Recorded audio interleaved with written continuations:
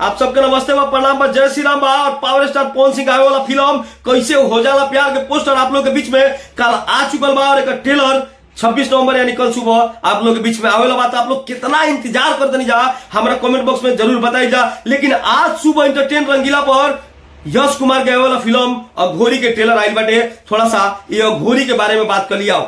ये फिल्म में आपके यश कुमार के साथ में यामिनी सिंह दिखाई दी है और भोजपुरी के बहुत सारा सीनियर कलाकार आपके फिल्म में देखे के मिली है। आप लोग से हाथ जोड़ के रिक्वेस्ट करते नहीं जितना भोजपुरी के प्रोड्यूसर बढ़न, डायरेक्टर बढ़न और अभिनेता बढ़न कि अगर आप लोग के पास अच्छा कंटेंट नहीं खे तो कुछ दिन खतीरा फिल्म बनाओ बंद कर दीजा। जब आपके पास अच्छा कंटेंट आ जाए तब आप लोग फिल्म बनाई जा।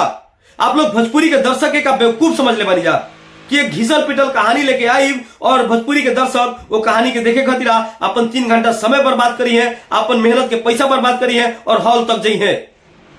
भोजपुरी के दर्शक अगर इस तरह के कंटेंट आवत रह गई तो और आप लोग से दूर हो जाई है। हम जानते नहीं कि भोजपुरी में बजट नहीं है, लेकिन बजट मायने नहीं रखत, मायने आज की डेट में कंटेंट रखता। आप बहुत बढ़िया अभिनय करके का करम जब कहानी ही अच्छा ना होखे। ये फिल्म में वह घिसल पिटल कहानी दिखाओ गई बा कि एक बालक के जन्म होता और बालक के कुंडली में दोष बा और वो दोष के वजह से बालक के अपना परिवार से दूर होके पड़ता और वो बालक के कोनो अघोरी बाबा उठा के ले जाता रहा। और ये फिल्म में थोड़ा सा पॉलिटिक्स डाला गई बा और हिंदू मुस्लिम डाला गई बा। यह कंटेंट पर ना जाने कई हजार फिल्म बन चुकल बा। आप लोग के ट्रेलर देख के कैसा लागल हमारा कमेंट बॉक्स में जरूर बताई जा। बाकी एक ट्रेलर में कोनो दम नहीं है। और बड़का बिहारी के चैनल के सब्सक्राइब नहीं कर ले तो भोजपुरी के बात करे वाला भोजपुरी के बेटा के साथ चैनल सब्सक्राइब करके जुड़ जाइए जा। और वीडियो अच्छा लगा लोगे तो लाइक कर दे जा, शेयर कर दे जा।